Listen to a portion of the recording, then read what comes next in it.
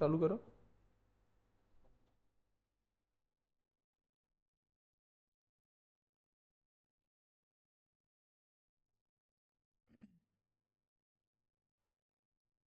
Hello students, welcome back to my channel ABG के online.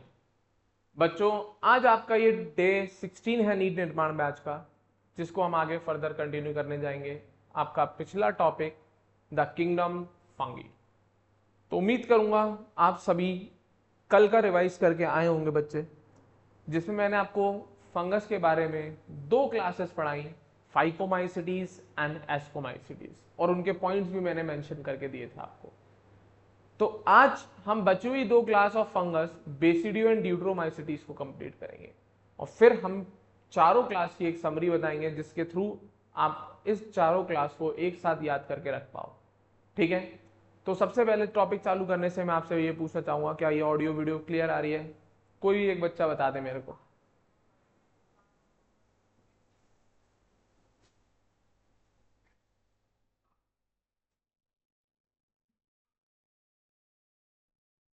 चलिए, तो हम टॉपिक स्टार्ट करते हैं। कौन सा? बेसिडियोमाइसिटीज। ठीक है बेटा, वापस से मैं एक बार छोटा सा रिकैप दे देता हूं आपको, जिससे आपको पता लगे क्या टॉपिक क्या चल रहा है। हम बात कर रहे थे फंगी की, जिसमें मैं आपको चार क्लास बता चुका हूं। फाइकोमाइसिडीज,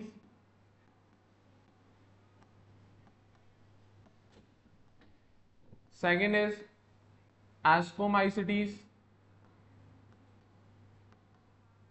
थर्ड इज बेसिडियोमाइसिटीज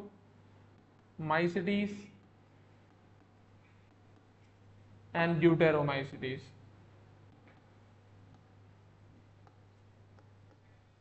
ठीक है बच्चा पार्टी, तो हम इन चार क्लास की बात कर रहे थे, जिसमें मैंने आपको फाइव को क्लियर करा दिया, एस को क्लियर करा दिया। उम्मीद करूंगा याद कर लिया होगा। आज हम बात करने जाएंगे बेसिडियो एंड ड्यूटेरो पे। ठीक है, ये दो बची हुई क्लास रह गई थी ऑफ किंगडम फंगी, मैं इसकी बात करने जाऊंगा आज। ठीक है बच्चा पार्टी, चलिए स्टार्ट करते हैं।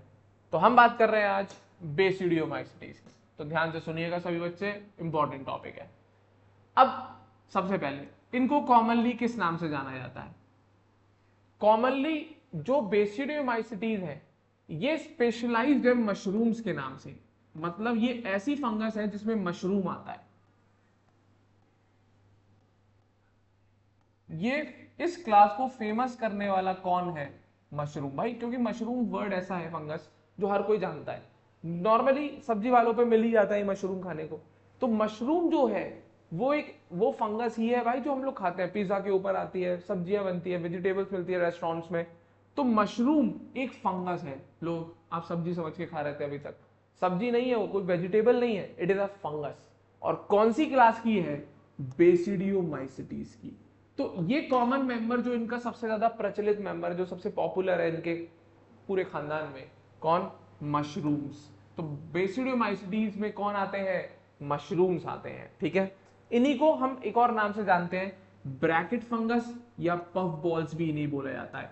तो बेसिडियोमाइसिटीज तीन नामों से फेमस है, मशरूम्स के नाम से फेमस है, ब्रैकेट फंगी के नाम से फेमस है, और पफ बॉल के नाम से फेमस है। तो बेसिडियोमाइसिटीज के मेंबर्स को हम या तो मशरूम्स कहते हैं, या ब्रैकेट फंगी कहते हैं, या पफ बॉल्स के नाम से भी फेमस हैं। क्लियर है बच्चा पार्टी? तो आज मैं इसी बेसिडियोमाइसिटीज या मशरूम या ब्रैकेट फंगी या पफ बॉल, कुछ भी बोलो, इन्हीं को एक्सप्लेन करने जा रहा हूं। ठीक है, कल की तरह ही हम आगे एक एक करके डिस्कस करेंगे सारी क्लासेस को। तो सबसे पहले मैं बताऊंगा हैबिटेट, कि कहां पर ये मशरूम पाई जाएगी। अरे भाई, कल भी तो सिखाया था ना, किसी का एक्वेटिक था, किसी का डिकम्पोज्ड वुड पे था, किसी का ट्री लॉग्स पे था। तो सबके अपने अपने अलग अलग हैबिटेट बताए थे मैंने। पर जनरली अगर देखो ओवरव्यू, पूरे फंगस किंगडम का ओवरव्यू देखो, तो फंगस ज्यादातर ऐसी प्लेसेस पे पाई जाती है जहां पे मॉइस्चर अच्छा हो और थोड़ी सी गर्मी हो, हीट अप हो जगह, वार्म एंड मॉइस्ट प्लेसेस पे पाई जाती है। ठीक है, चले, तो अब बात आ रही है बेसिडियोमाइसिटीज के हैबिटेट की। तो यहां से पहला पॉइंट देखेंगे, क्या? They grow in soil. इनका हैबिटेट है बेटा, कहां पर ये रहते हैं, कैसी इन्वायरमेंट में ये रहते हैं, और किस जगह पे मिलते हैं ये। तो सबसे पहला, सॉइल में ग्रो करते हैं भाई। मशरूम बिल्कुल सॉइल में लगाया जाता है, कल्चर किया जाता है। ठीक है, दूसरा, ऑन लॉग्स, ट्री लॉग्स। ठीक है, एंड ट्री स्टम्प्स, तो लकड़ी के जो टुकड़े हैं बड़े बड़े, लॉग्स हैं बड़े बड़े, उन पे ये ग्रो कर जाती है। कौन? बेसिडियोमाइसिटीज या मशरूम्स बोल लो आप एक तरीके से। तो आज के टाइम पे तो बेटा मशरूम का बहुत बड़ा बिजनेस हो गया, एग्रीकल्चर होता है बेटा, कुछ नहीं करना मशरूम के लिए। जैसे हम लोग की खेती बाड़ी करते हैं ना, उसके लिए तो हमें लैंड चाहिए बड़ा सा। मशरूम आप अपने कमरे में भी उगा सकते हो, आपका जो घर है ना उसके अंदर भी आप मशरूम की खेती कर सकते हो।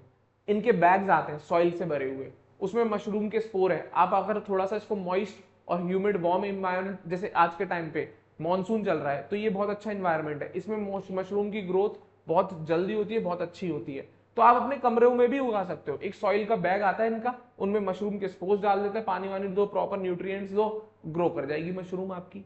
हाँ या ना? कोई हमें ऐसा नहीं कि लैंड खरीदना पड़े, जैसे एग्रीकल्चर करते हैं इतना कोई कलेश है तो होता ही नहीं है मशरूम्स में। तो आजकल तो बहुत बड़े बड़े बिजनेस बन गए इनके, घरों में लोग उगा रहे हैं, फ्लैट्स हैं अपने उनमें उगा रहे हैं, मशरूम्स की खेती हो रही है। ठीक है, तो ये बहुत बढ़िया है फंगस। ठीक है, हाँ या ना? तो कहाँ कहाँ उग रहा है? सॉइल में उग रहा है, लॉग्स पे उग रहा है, ट्री स्टम्प्स पे उग रहा है, and in living plant bodies. Even then plant bodies में किसकी फॉर्म में? पैरासाइट्स की फॉर्म में ये पाया जाता है। और यहाँ के जो पैरासाइट्स थोड़े फेमस हैं, कौन कौन? रस्ट एंड स्मट, दो फंगस होती है बेटा, बेसिडियोमाइसिटीज के एग्जांपल है, rust fungi and smut fungi examples है बेटा। ये कौन? पैरासिटिक फॉर्म्स होती है ये। बेसिडियोमाइसिटीज की पैरासिटिक फॉर्म कौन सी है? Rust fungus and smut fungus example है, याद रखना, क्वेश्चन आता है क्या? बेसिडियोमाइसिटीज क्लास की कौन सी फंगस पैरासिटिक है? दो हैं, रस्ट एंड स्मट। दो फंगस पैरासिटिक मिलती है बेटा, rust fungus and smut fungus. ये दो पैरासिटिक फॉर्म ऑफ बेसिडियोमाइसिटीज हैं। क्लियर है? पहला पॉइंट क्या था इनका? हैबिटेट का। उम्मीद करूंगा पकड़ पाए होंगे। नेक्स्ट माइसीलियम पे बात कर रहा हूं मैं इनका। किस पे बात कर रहा हूं बेटा? माइसीलियम, वही नेटवर्क जो हाइफी से मिलकर बना है, वही नेटवर्क जो हाइफी से मिलकर बना है, तो वही the mycelium is branched in septate. इनमें भी कैसा मिल रहा है? ब्रांच और सेप्टेट। कैसा बेटा? ब्रांच और सेप्टेट, मतलब इनका हाइफी जो है उसमें क्या होंगी? ऐसे एंड वॉल्स होंगी। ठीक है, इनमें हर के पास एक एक न्यूक्लियस होगा और सब में अपना अपना साइटोप्लाज्म भरा हुआ होगा। ये तो एक हाइफी हो गया सेप्टेट, इसी में से ब्रांचेस निकाल लो। तो इनका माइसीलियम कैसा है? सेप्टेट है और ब्रांच्ड है। कोई दिक्कत किसी भी प्रकार की नहीं होनी चाहिए, उम्मीद करूंगा। क्लियर है? सेकंड पॉइंट हो गया इनका माइसीलियम। अब बात आ रही है एसेक्सुअल रिप्रोडक्शन की। तो देखें भाई, इरेज कर रहा हूं मैं इस एरिया को। एसेक्सुअल रिप्रोडक्शन देखेंगे। कौन सा रिप्रोडक्शन देखेंगे बेटा? एसेक्सुअल। तो मैं मेंशन कर दे रहा हूं यहां पर, ध्यान से देखना। Asexual reproduction. अब इनमें एसेक्सुअल रिप्रोडक्शन कैसे होता है? इनमें एसेक्सुअल रिप्रोडक्शन कैसे होता है बेसिडियोमाइसिटीज में? अभी तक हम लोग हर जगह स्पोर पढ़ा रहे थे आपको, इसके अंदर स्पोर्स नहीं बनते। मेंशन है तुम्हारी एनसीईआरटी में, asexual spores are generally not found. तो मेंशन कर दे रहा हूं मैं, स्पोर्स। एक सेकंड रुकिएगा बेटा, क्या? स्पोर्स। मैं वापस से मेंशन कर दे रहा हूं, एसेक्सुअल रिप्रोडक्शन। एक सेकंड, एसेक्सुअल रिप्रोडक्शन, इसमें स्पोर्स एब्सेंट। ध्यान है? मैंने आपको फाइकोमाइसिटीज और एस्कोमाइसिटीज पढ़ाया था, ध्यान है कि नहीं ध्यान है? फाइकोमाइसिटीज में मैंने आपको जूस्पोर्स एंड ए प्लानोस्पोर्स पढ़ाए थे एसेक्सुअल स्पोर्स के नाम पे। एस्कोमाइसिटीज में आपको कॉनिडिया पढ़ाए हैं मैंने एसेक्सुअल स्पोर्स के नाम पे। अब बेसिडियोमाइसिटीज में जरा देखना क्या है, स्पोर्स एसेक्सुअल है ही नहीं, इनमें एसेक्सुअल रिप्रोडक्शन स्पोर्स के द्वारा होता ही नहीं है भाई, एब्सेंट। क्या? Asexual spores are generally not found. Clear है? हाँ या ना? अब स्पोर्स नहीं है भाई तो फिर कैसे होगा? तो यहां एसेक्सुअल रिप्रोडक्शन की जगह इनमें पाया जाता है वेजिटेटिव रिप्रोडक्शन। ये भी एक तरीके का एसेक्सुअल रिप्रोडक्शन ही है। और वेजिटेटिव रिप्रोडक्शन जो यहां मिलता है दैट इज फ्रेगमेंटेशन। क्या? फ्रेगमेंटेशन। तो सीधी भाषा में बेसिडियोमाइसिटीज में जो एसेक्सुअल रिप्रोडक्शन है वो स्पोर्स के द्वारा नहीं होता, वेजिटेटिव रिप्रोडक्शन होता है, जिसमें कौन सा ये प्रोसेस अपनाते हैं? फ्रेगमेंटेशन। मतलब इनके माइसीलियम टूटेंगे और वो वापस से नए माइसीलियम्स में ग्रो कर जाएंगे। छोटे छोटे फ्रेगमेंट अगर कर दो और हर फ्रेगमेंट अपना एक माइसीलियम आगे जनरेट कर लेगा। तो बेसिडियोमाइसिटीज में एसेक्सुअल रिप्रोडक्शन स्पोर्स के द्वारा ना होके वेजिटेटिव रिप्रोडक्शन पाया जाता है, जो कि कैसे होता है, with the help of fragmentation process. Clear है? उम्मीद करूंगा पकड़ पाए होंगे मेरी बात, उम्मीद करूंगा पकड़ पाए होंगे मेरी बात। तो क्या क्या बता दिया मैंने अभी तक आपको? सबसे पहले तो मैंने इसका हैबिटेट बता दिया, कहाँ कहाँ ये ग्रो करते हैं, ठीक है। दूसरा पॉइंट मैंने आपको इसका माइसीलियम बता दिया, कैसा है, ब्रांच्ड और सेप्टेड। तीसरा मैंने आपको इसका एसेक्सुअल रिप्रोडक्शन बता दिया, स्पोर से नहीं होता, फ्रेगमेंटेशन मतलब वेजिटेटिव रिप्रोडक्शन होता है। चौथा पॉइंट सेक्सुअल रिप्रोडक्शन, कैसा, सेक्सुअल रिप्रोडक्शन, वही लिख रहा हूं मैं, ध्यान से देखना, सेक्सुअल रिप्रोडक्शन। कौन सा रिप्रोडक्शन बेटा? सेक्सुअल रिप्रोडक्शन, ठीक है, हाँ या ना? देखें भाई सेक्सुअल रिप्रोडक्शन कैसे है इसमें, तो देखिएगा बेसिडोमाइसिटीज में इसमें क्या है, सेक्स ऑर्गन नहीं होते, एब्सेंट। अकल लाओ, क्या एब्सेंट है, सेक्स ऑर्गन नहीं है। तो जब भाई सेक्स ऑर्गन ही नहीं है तो गैमेट कहां से आएंगे? जब सेक्स ऑर्गन ही नहीं है इस फंगस में तो क्या गैमेट बन पाएंगे? नहीं बन पाएंगे। तो वही चीज है, तो फिर से सेक्सुअल रिप्रोडक्शन कैसे होगा, वही समझाऊंगा, स्पेशल है। The sex organs are absent. क्या बेसिडियोमाइसिटीज में सेक्स ऑर्गन्स नहीं है? तो जब सेक्स ऑर्गन्स नहीं है तो नो गैमेट, नो गैमेट, कोई भी गैमेट नहीं है यहां। तो अब कैसे होगा सेक्सुअल रिप्रोडक्शन? तो इसमें जो कहानी है, इसमें क्या करते हैं, सोमैटिक सेल्स फ्यूजन करती हैं। क्या फ्यूजन करती हैं? दो हाइफे ऑपोजिट स्ट्रेन के जो सोमैटिक सेल्स हैं, वो कोई गैमेट नहीं है, उन्हीं की प्लाज्मोगैमी होके सेक्सुअल रिप्रोडक्शन हो जाता है। यहां पे कोई सेक्स ऑर्गन नहीं है, कोई गैमेट नहीं है जो स्पेशली फ्यूज होंगे और आगे जाके जाइगोट बनाएंगे।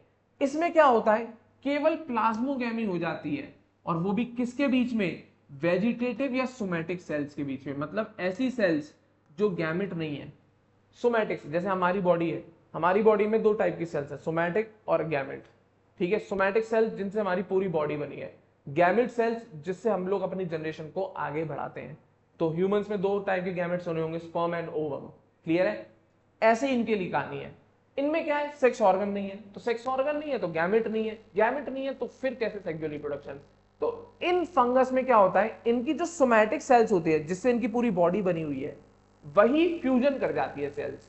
वो सेल्स क्या कर जाती है, फ्यूज कर जाती है आपस में। तो इन शॉर्ट इनकी सोमैटिक सेल्स सब गैमेट की तरह काम करने लगती है। बिल्कुल सही बात। पर क्या हम उन्हें गैमेट बोलेंगे? बिल्कुल भी नहीं।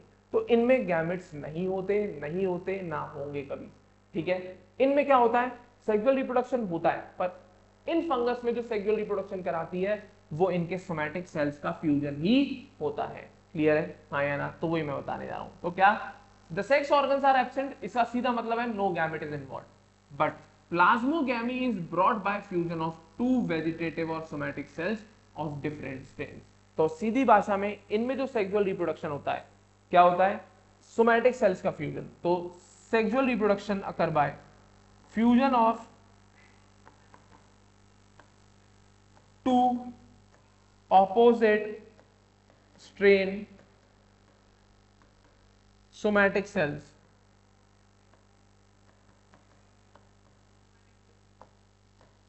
ठीक है।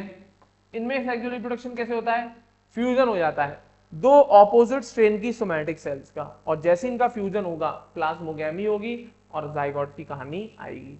पर इसमें एक स्पेशल कंडीशन है। अब मैं इसका पूरा सेक्सुअल रिप्रोडक्शन का प्रोसेस बना रहा हूं, आप लोग अपनी कॉपीज में ड्रॉ कर लीजिएगा जैसे जैसे मैं बना रहा हूं, इसमें कहानी क्या चलती है, ठीक है। तो ध्यान से देखिएगा कैसे हो रहा है यहाँ पे सेक्सुअल रिप्रोडक्शन, ठीक है। देखते हैं, थोड़ा सा मैं नीचे कर लूँ इसे जिससे आप आराम से समझ पाए। यहां से दिख रहा होगा सेक्स ऑर्गन्स वाली कहानी, ठीक है। देखिएगा तो क्या होता है भाई, दो सेल्स आई, एक सेल हाइफी की सारी नहीं उठा रहा हूं मैं, एक सेल उठा रहा हूं, ये साइटोप्लाज्म, ऐसी एक और सेल आई, बेसिडियोमाइसिटीज की कहानी है ये, ठीक है। और ये दोनों सोमैटिक सेल्स हैं, दोनों कैसी सेल्स हैं, सोमैटिक सेल्स। डिफरेंट स्ट्रेन का मतलब डिफरेंट स्ट्रेन का मतलब इसके न्यूक्लियस और इनके न्यूक्लियस का जो जेनेटिक मटेरियल है वो डिफरेंट है। मतलब इसके अंदर जो डीएनए कंटेंट है, जो जेनेटिक मटेरियल, जो जीन्स है वो अलग है, इसके अंदर जो जेनेटिक मटेरियल मिल रहा है वो अलग है। ऐसे सोमैटिक सेल्स को कहते हैं हम somatic cells of different strains. इनका क्या हो जाता है? इनका हो जाता है फ्यूजन। ये दोनों क्या कर लेती है? फ्यूजन, जिसको हम अपनी भाषा में क्या बोलेंगे? प्लाज्मोगैमी। पहले क्या होता है इनका? प्लाज्मोगैमी। इस प्लाज्मोगैमी के अंदर क्या करते हैं? दोनों मिल जाते हैं। ये दोनों नहीं मिलते, एक्चुअल में इन सेल्स के साइटोप्लाज्म मिल जाते हैं। क्या मिल जाते हैं इन सेल्स के? साइटोप्लाज्म। क्या मिल जाता है बच्चा पार्टी? साइटोप्लाज्म। मतलब क्या सर न्यूक्लियस मिलेंगे? नहीं, बिल्कुल नहीं मिलेंगे। तो केवल क्या मिल गया इनका? साइटोप्लाज्म। अभी आप इसको देख नहीं पा रहे, तो एक काम करता हूं मैं, इसका साइटोप्लाज्म ब्लू रहने देता हूं, इसका साइटोप्लाज्म में ग्रीन कर देता हूं। क्या कर देता हूं? साइटोप्लाज्म इसका ग्रीन, जिससे आपको समझ में आए कि प्लाज्मोगैमी क्या है। तो इसमें ब्लू भी आ रहा है और देख जरा ध्यान से, ग्रीन भी आ रहा है। तो ये कहानी किसकी हो गई? प्लाज्मोगैमी की हो गई। क्या हो गई ये कहानी? प्लाज्मोगैमी हो गई। क्लियर है? हाँ या ना? क्या कहानी हो गई इसमें? प्लाज्मोगैमी हो गई। दो सोमैटिक सेल्स फ्यूजन हुए, प्लाज्मोगैमी हुई, साइटोप्लाज्म मिल गया। ये बेसिडियोमाइसिटीज की कहानी है। तो वापस से मैं एनसीईआरटी पढ़ रहा हूं, देखना। Sex organs are absent but plasmogamy is brought about by fusion of two vegetative और somatic cells of different strains और जीनोटाइप। मतलब इन दोनों के जीनोटाइप अलग अलग है। क्लियर है? आगे अच्छा एक चीज और, क्रोमोसोम नंबर। फंगस हैप्लॉइड होता है बेटा, ये भी एन होता है, ये भी एन होता है। ये हैप्लॉइड होते हैं। जब क्रोमोसोम सिंगल मिले तो हैप्लॉइड, जब पेयर में मिले क्रोमोसोम तो डिप्लॉइड। तो फंगस सिंगल क्रोमोसोम वाला होता है, हैप्लॉइड होता है। पर अब जब ये दोनों मिल गए तो दो न्यूक्लियस आए, तो मिले तो है नहीं ये दोनों न्यूक्लियस, अलग अलग है। तो इस कंडीशन को कहते हैं हम n+n कंडीशन। क्या कहते हैं बेटा इस कंडीशन को? हम n+n। तो वही लिखा है क्या?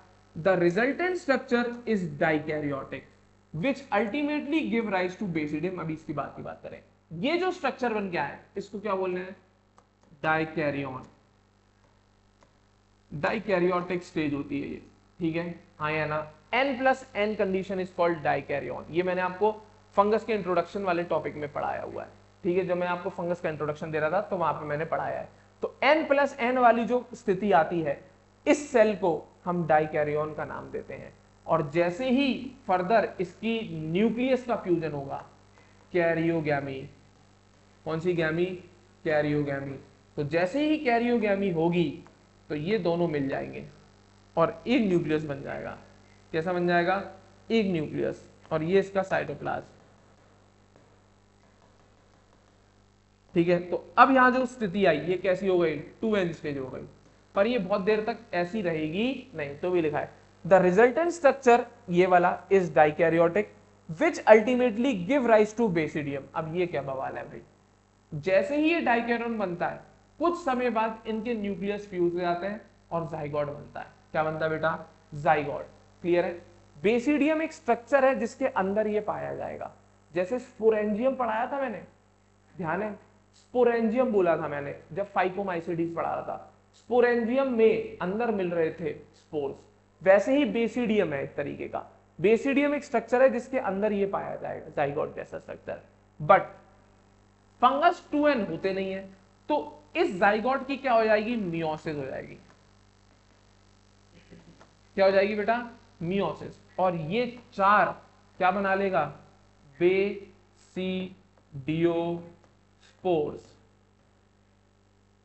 क्या बना लेगा बेटा? चार बेसिडियोस्पोर्स। मैं डायग्राम बना देता हूं इसके जगह। ऐसे ऐसे छोटे छोटे से चार क्या बन जाएंगे? बेसिडियोस्पोर्स।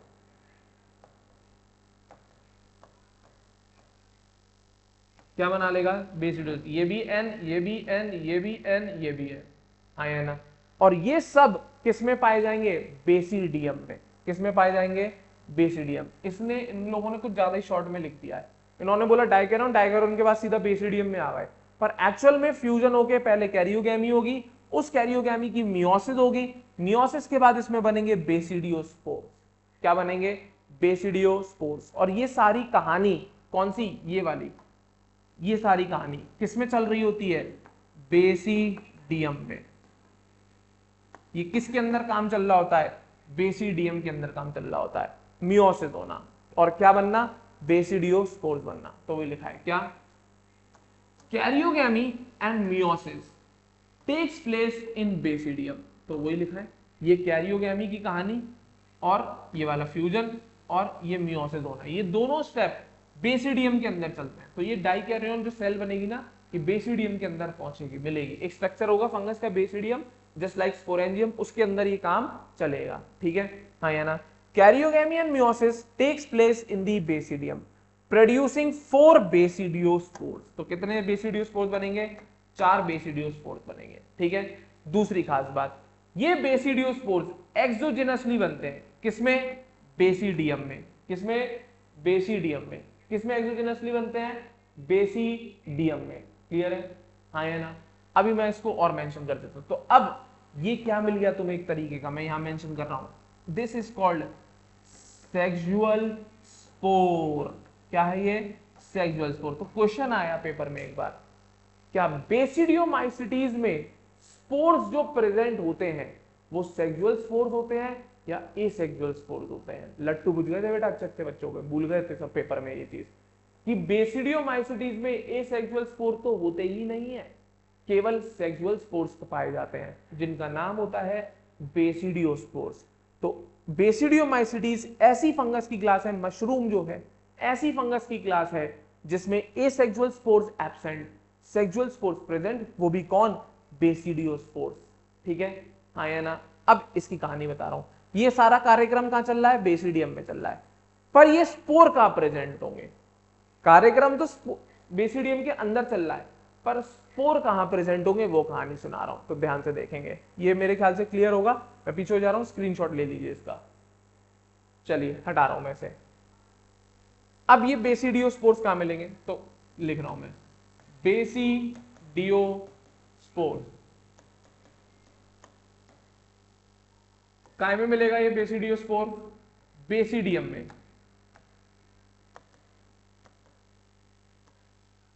और कैसे बनेंगे, एक्सोजीनसली, मतलब इस बेसिडियम के ऊपर, इस बेसिडियम जो स्ट्रक्चर है, जैसे कॉनिडियोफोर था उसके ऊपर छोटे छोटे से कॉनिडिया दिखाए थे मैंने, वैसे ही बेसिडियम एक स्ट्रक्चर है फंगस का, इसी के माइसीलियम में छोटे छोटे से बेसिडियम निकल जाते हैं। ठीक है, उन्हीं बेसिडियम के ऊपर ये छोटे छोटे से स्पोर्स बनते हैं एक्सोजेनसली। तो वही लिखा है, karyogamy and meiosis takes place in basidium producing 4 basidiospores. The basidiospores are exogenously produced on the basidium. तो इस पे exogenously produced रहते हैं। कैसे produced रहते हैं, exogenously, मतलब बेसिडियम के बाहर की सरफेस पे लगे हुए होंगे। क्लियर है, और ये बेसिडियम किस में होते हैं, ये फ्रूटिंग बॉडीज में मिलते हैं। तो आगे सुनना, इसी का प्लूरल फॉर्म है बेसिडिया, तो वही लिखा है, the basidia are arranged in fruiting bodies called basidiocarp. जैसे पिछले वाले में एस्कोकार्प्स थे, यहाँ पे बेसिडियोकार्प्स है। कौन है, बेसिडियो, मैं लिख दे रहा हूं, बेसिडियोकार्प। एस्कोकार्प था, यहाँ बेसिडियोकार्प है। और ये बेसिडियोकार्प और कुछ नहीं, फ्रूटिंग बॉडी है। कौन है बेटा, फ्रूटिंग बॉडी है। उम्मीद करूंगा पकड़ पाए होंगे मेरी बात। कौन सी बॉडी है, फ्रूटिंग बॉडी है। कोई दिक्कत किसी को, ध्यान से देख लीजिए। ये आपका चौथा 5वां पॉइंट क्लियर है, सेक्सुअल रिप्रोडक्शन। क्लियर है बच्चा पार्टी, हाँ या ना। उम्मीद करूंगा पकड़ पाए होंगे मेरी बात को। तो बेसिडियोस्पोर्स किस में मिल रहे हैं, बेसिडियम में, और बेसिडियम में किस में मिल रहा है, बेसिडियोकार्प में मिल रहा है। कोई दिक्कत, और basidiocarp are fruiting bodies, basidium इसके अंदर होते हैं, और इन बेसिडियम की सरफेस पर एक्सोजेनसली बेसिडियोस्पोर्स पाए जाते हैं। उम्मीद करूंगा पकड़ पाए होंगे। क्लियर है, नेक्स्ट कुछ एग्जाम्पल्स जो इसमें पाए जाते हैं। 2 तो मैं पढ़ा दिया, रस्ट और स्मट फंगस, वापस से भी नाम आएंगे, दोनों पैरासिटिक फंगस होती हैं। ठीक है, कुछ कॉमन मेंबर्स के इनके नाम, ठीक है, देखिएगा कौन कौन आ रहा है इसमें। सबसे पहला, सबसे फेमस मशरूम की बात करता हूं मैं। किसकी बात, मशरूम, क्योंकि इस क्लास में सबसे प्रचलित जो सबसे फेमस मेंबर्स हैं वो मशरूम ही है। तो some common members are Agaricus, mushroom जिसे कहते हैं, क्या कहते हैं, मशरूम। क्लियर है। सेकंड, उस्टिलाग, जिसका मतलब होता है स्मट फंगस। नेक्स्ट, पक्सीनिया, जो कौन सी फंगस है, रस्ट। और ये दोनों कैसी है, पैरासिटिक। कैसी है ये? पैरासिटिक। कैसी फंगस है दोनों? Parasitic fungus. क्लियर है? हाँ या ना? कोई दिक्कत? उम्मीद करूंगा पकड़ पाए होंगे मेरी बात को। चलूं आगे, आगे बढ़ते हैं नेक्स्ट। तो एक डायग्राम बना हुआ है, उसको और देख लीजिएगा। ये एगैरिकस का डायग्राम बना हुआ है, यही मशरूम होता है बेटा, ठीक है। ये एक्चुअल में मशरूम का जो मेन बॉडी आपको ये जो दिख रहा है ना, ये एक्चुअल में मशरूम नहीं है, उसकी फ्रूटिंग बॉडी है। मशरूम का जो मेन स्ट्रक्चर होता है ना, यहाँ पे ये नेटवर्क जो हाइफी बनाया रहा है, इसमें ब्लैक ब्लैक सा दिख रहा है आपको, ये इसका माइसीलियम है। कौन है ये? इसका माइसीलियम। उसमें से ये फ्रूटिंग बॉडी निकल रही है, उसमें से ये फ्रूटिंग बॉडी निकल रही है। चलिए आगे बढ़ता हूं मैं। क्लियर है? नेक्स्ट, ये एगैरिकस का डायग्राम बना हुआ है। Last class of kingdom fungi that is Deuteromycetes. अब ये क्या क्लास है? ये क्यों बनी? ये एक स्पेशल क्लास, ये मजबूरी में आई है। असलियत में इसको बनाने की जरूरत नहीं थी, बट मजबूरी हुई, तब ये वाली क्लास फंगस में क्रिएट हुई। इस क्लास को हम एक स्पेशल नाम से जानते हैं, that is called imperfect fungi. कौन सी फंगी बेटा? Imperfect fungi. और इस क्लास को बनाने का एक ही कारण था। अच्छा, जैसे कि हमने अभी बेसिडियोमाइसिटीज पढ़ा, उसमें मैंने क्या बोला? एसेक्सुअल स्पोर्स नहीं थे, पर एसेक्सुअल रिप्रोडक्शन तो था। ध्यान है? अभी बताया मैंने, एसेक्सुअल स्पोर्स नहीं थे पर एसेक्सुअल रिप्रोडक्शन था, और वहां सेक्सुअल भी था। अभी तक मैंने जितने भी तुम्हें पढ़ाए हैं फंगस की क्लास, कोई सी भी क्लास उठा लो, चाहे फाई को उठा लो, चाहे एस को उठा लो, चाहे बेसिडियो उठा लो, सब में एसेक्सुअल रिप्रोडक्शन भी पाया जा रहा है और सेक्सुअल रिप्रोडक्शन भी पाया जा रहा है। ऐसी कोई क्लास है जिसमें नहीं मिल रहे हो? इन दोनों सब में मिल रहा है। ये मक्कार है, ये क्लास बहुत मक्कार है, ये इम्परफेक्ट फंगस, इसीलिए इनको माना गया। क्यों? उसका कारण, ये बेटा ऐसी क्लास है फंगस की जिसमें केवल और केवल एसेक्सुअल रिप्रोडक्शन पाया जा रहा है, सेक्सुअल रिप्रोडक्शन नहीं पाया जा रहा। मतलब क्या हम ये कह सकते हैं सर, जो फंगस एसेक्सुअल रिप्रोडक्शन करती है केवल, उन्हीं के ग्रुप को हम ड्यूट्रोमाइसिटीज कहते हैं? बिल्कुल सही। तो एक्चुअल में ड्यूट्रोमाइसिटीज उन फंगस का ग्रुप है जो केवल और केवल एसेक्सुअल रिप्रोडक्शन करती हैं। बाकी माइसीलियम वगैरह की बात अलग है, बाकी जो माइसीलियम है उनके कैरेक्टर्स अलग है, पर मेन जो इस क्लास को बनाने का रीजन है वो क्या है? ये ऐसी फंगस है जिनमें केवल एसेक्सुअल रिप्रोडक्शन पाया जा रहा है, केवल और केवल एसेक्सुअल रिप्रोडक्शन पाया जा रहा है। तो वही लिखा है क्या? ड्यूट्रोमाइसिटी। कॉमनली किस नाम से जानते हैं? Imperfect fungi, because only the asexual और vegetative phase of these fungus are known. क्योंकि इन फंगस की केवल एसेक्सुअल या वेजिटेटिव फेज ही पता है, इनकी सेक्सुअल स्टेज नहीं है। और इनके कुछ मेंबर्स में जैसे ही हमें सेक्सुअल स्टेज मिली तो वो इस ग्रुप से हटा दिए गए, वो फंगस इस ड्यूट्रोमाइसिटीज ग्रुप से हटा दिए गए। तो इसीलिए हम ड्यूट्रोमाइसिटीज को ऐसा ग्रुप ऑफ फंगस बोलते हैं जिसमें केवल और केवल एसेक्सुअल रिप्रोडक्शन पाया जाता है। और इनमें कैसे होता है वो अभी देखेंगे आगे। कॉनिडिया मिलते हैं एक्चुअल में, जो हमने इसमें पढ़े थे एस्कोमाइसिटीज में, वही कॉनिडिया इसमें भी पाए जाते हैं, वही कॉनिडिया इसमें भी पाए जाते हैं। ठीक है, चलो देखें आगे, सुनना। अब क्या लिखा है? केवल वेजिटेटिव फेज या एसेक्सुअल फेज मिलेगी, but when the sexual form of these fungus were discovered they were moved into classes they rightly belong to. तो इसका क्या मतलब है कि सर जैसे ड्यूट्रोमाइसिटीज में कुछ इसकी फंगस ऐसी मिली जिसमें एसेक्सुअल सेक्सुअल दोनों पाया जा रहा है, तो क्या किया? उन्हें पहली फुर्सत में हमने इस ग्रुप से हटा दिया, इस ग्रुप से हटा के कहां पहुंचा दिया? उन फंगस को उन ग्रुप में पहुंचा दिया जहां पे वो असल में बिलोंग कर रहे थे। तो जब हम ऐसा कर रहे थे ना, तो ड्यूट्रोमाइसिटीज में ये वाली जो फंगस जनरली पहुंच रही थी वो ज्यादातर दो क्लास में पहुंच रही थी। पहली तो एस्कोमाइसिटीज में, जो सेक्सुअल फेज मिली सबको मुंह उठा के एस्कोमाइसिटीज में, एंड सम बेसिडियोमाइसिटीज में। मतलब कि ड्यूट्रोमाइसिटीज की जिन फंगस में सेक्सुअल फेज मिलने लगी, उन फंगस को हमने ड्यूट्रोमाइसिटीज में से उठा के एस्को में रख दिया या फिर बेसिडियो में। कुछ को एस्को में रखा गया, कुछ को बेसिडियो, क्योंकि वो बाकी कैरेक्टर देखे तब पता लगा कि कौन एस्को में जाएगा कौन बेसिडियो में जाएगा। बट उनको ड्यूट्रो में नहीं रखा। क्यों नहीं रखा? क्योंकि उनमें सेक्सुअल फेज या सेक्सुअल रिप्रोडक्शन हमें देखने को मिल गया। तो सीधी भाषा में ड्यूट्रोमाइसिटीज में केवल वही फंगस आती है जिनमें एसेक्सुअल रिप्रोडक्शन पाया जाता है। चलें आगे बढ़ते हैं। नेक्स्ट क्या? It is also possible that the asexual and vegetative stage have been given one name and placed under Deuteromycetes। तो वही मैं बोल रहा हूँ कि ये ऐसा पॉसिबल लग रहा है कि ये ग्रुप इसलिए बनाया गया है कि इसमें वही फंगस आ रही है जो वेजिटेटिव रिप्रोडक्शन कर रही है। And the sexual stage another. क्या? इस तरीके से हमने दो ग्रुपिंग कर दी। एक तरफ तो वो फंगस कर दी जिनमें केवल एसेक्सुअल मिल रहे हैं और एक तरफ हमने वो फंगस कर दी जिनमें सेक्सुअल। एग्जांपल देखना, अकल लगाओ। फाइको एस्को बेसिडियो, ये कौन सी फंगस हो गई? जिनमें सेक्सुअल रिप्रोडक्शन मिल रहा है। और ड्यूट्रो कौन हो गई? जिसमें एसेक्सुअल रिप्रोडक्शन। तो दो ग्रुप में बांट दिए कि नहीं बांट दिए? तो ये ग्रुप ऐसा लग रहा है इसीलिए बना है कि एसेक्सुअल रिप्रोडक्शन वाली फंगस को हमने एक तरफ कर दिया और सेक्सुअल वाली को दूसरी तरफ कर दिया। हाँ या ना? तो वही लिखा है क्या? It is possible that the asexual and vegetative stage have been given one name and placed under Deuteromycetes, and the sexual stage another and placed under another class। कौन कौन की? Phyco, asco and basidio. Clear है? हाँ या ना? But जब बाद में लिंक्स क्रिएट किए गए तो ये पता लगा कि ड्यूट्रोमाइसिटीज की फंगस जिनमें सेक्सुअल फेज मिल रही थी वो एक्चुअल में फंगस ड्यूट्रोमाइसिटीज की थी नहीं, वो फंगस थी एस्को और बेसिडियोमाइसिटीज की। वही लिखा है। Later when the linkages were established the fungus या fungi were correctly identified and moved out of deuteromycetes. और कहां पे पहुंचाई जा रही थी? एस्को में और बेसिडियोमाइसिटीज में। कहां पहुंचाई जा रही थी? एस्को में और बेसिडियोमाइसिटीज में। बार बार बोल रहा हूं इस चीज को। क्लियर है? हाँ या ना? जैसी सेक्सुअल फेज मिली उनको हटा देते थे इसमें से। ठीक है, आगे।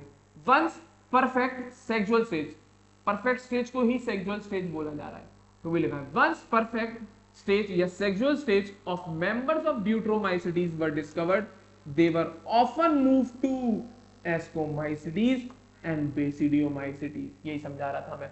तो इन शॉर्ट ड्यूट्रोमाइसिटीज में केवल उन्हीं को रखेंगे जिनमें केवल एसेक्सुअल रिप्रोडक्शन पाया जा रहा है। सेक्सुअल जैसी मिली उनको भगा देते हैं हम, एस्को और बेसिडियो में जाके पटक देते हैं। चलें आगे बढ़ते हैं। तो इसका मतलब deuteromycetes reproduce only by asexual spores known as conidia. तो किससे रिप्रोडक्शन करते हैं लोग? एसेक्सुअल स्पोर्स, वो भी कौन सा? कॉनिडिया। तो क्या मिल रहा है इसके अंदर? Asexual reproduction.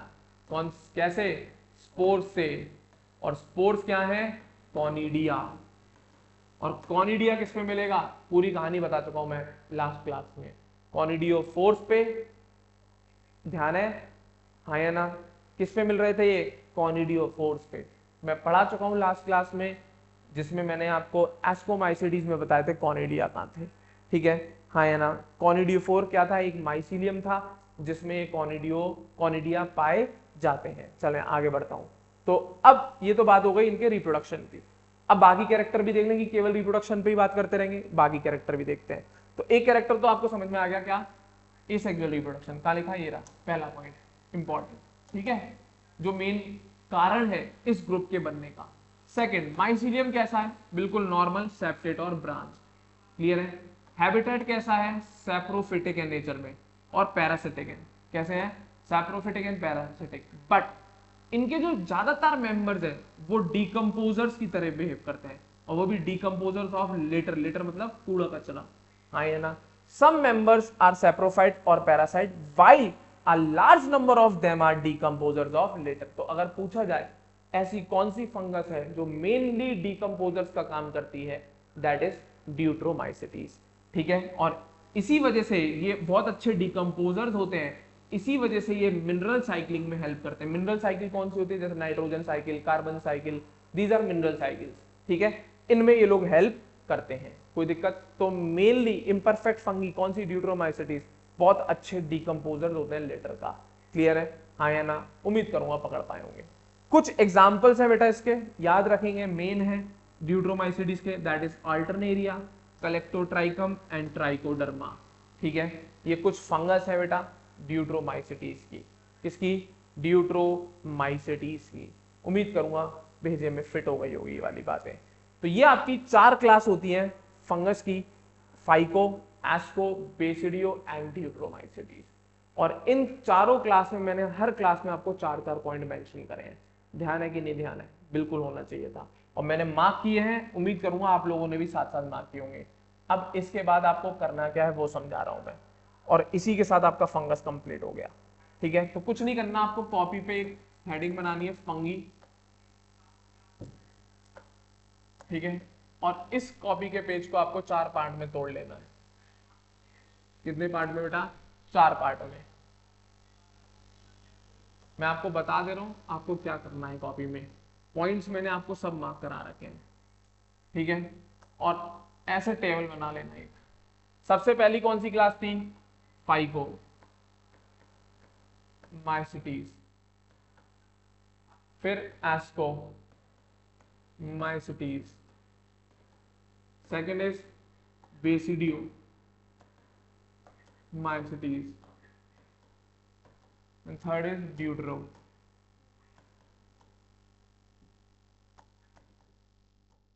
माइसिटीज।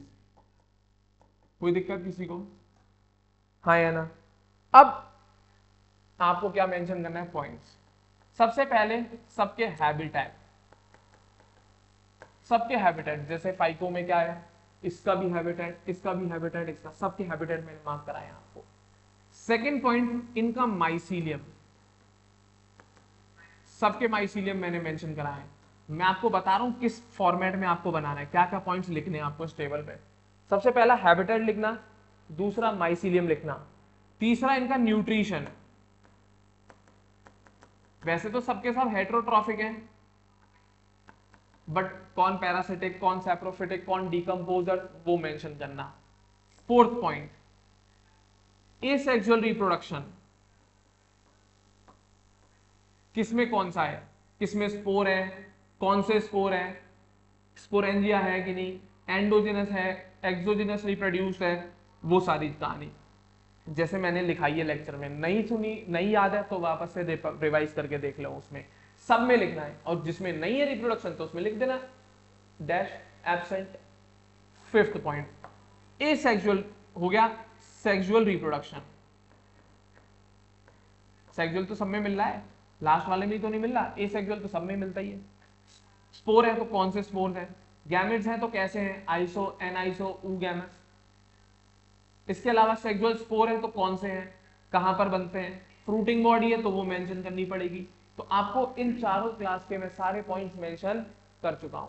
क्लियर है? ये सारी चीजें मेंशन करनी है आपको। और last but not the least, that is 6 point examples. जितने भी फेमस एग्जाम्पल्स है सारे आपको हर क्लास के अकॉर्डिंग एनसीईआरटी से लिख लिख के लिखने हैं। क्लियर है? ये चारों क्लास आपको बना के दे दिए मैंने फंगस। ये इसी तरीके से मैंने आपके पॉइंट्स मार्क करे हैं पैराग्राफ में, आप टेबल में बना के लिख लेना। एक बार याद हो गई, बार बार रिवाइज करने की जरूरत ही नहीं, परमानेंट छप जाएगी ये दिमाग में। क्लियर है? क्योंकि पूरा पूरा पैराग्राफ बनने से बेटर है उन पैराग्राफ का जो रिजल्ट है वो टेबल में बना लो। पूरी फंगस किंगडम में कभी कोई प्रॉब्लम नहीं आएगी आपको। क्लियर है? तो उम्मीद करूंगा यहां तक आपको सारी बात डेफिनेटली क्लियर होगी।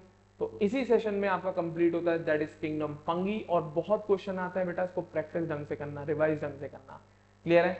इस सेशन को मैं यहीं पे एंड कर रहा हूं। नेक्स्ट सेशन में हम लोग बात करेंगे किंगडम प्लांटी एंड एनिमेलिया का इंट्रोडक्शन दूंगा, और फिर आपको एक और organism that is called virus. वो एक ऑर्गेनिज्म नहीं है, माइक्रो ऑर्गेनिज्म से उसे अलग पढ़ा जाता है वायरस, क्योंकि उसको इस 5 किंगडम क्लासिफिकेशन में कहीं जगह नहीं मिली है।